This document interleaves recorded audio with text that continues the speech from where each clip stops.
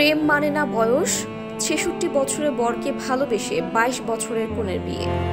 লালমনিরহাটের পাটগ্রামে ঘটল এমন এক প্রেমের গল্প যা বলিউডের সিনেমাকেও হার মানাবে।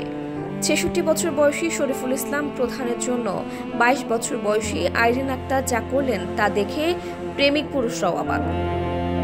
স্কুল পড়ুয়া বয়স থেকেই শরীফুল ছিলেন আইরিনের শিক্ষা জীবনের স্পন্সর। বই কলেজের খরচ তো দিয়েছেনই, এমনকি তার পড়াশোনা যেন থেমে না যায় তাই ব্যাংকে ৬ লাখ টাকাও জমা রাখেন।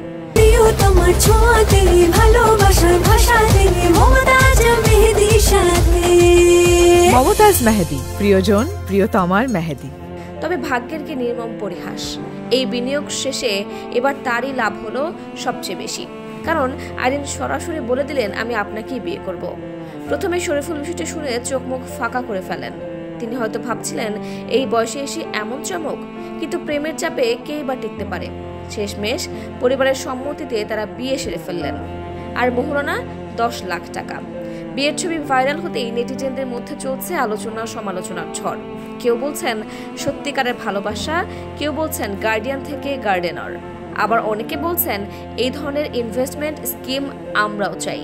তবে শেষ পর্যন্ত প্রমাণ হলো প্রেম বয়স দেখে না। Desk report, অপরাজয়া।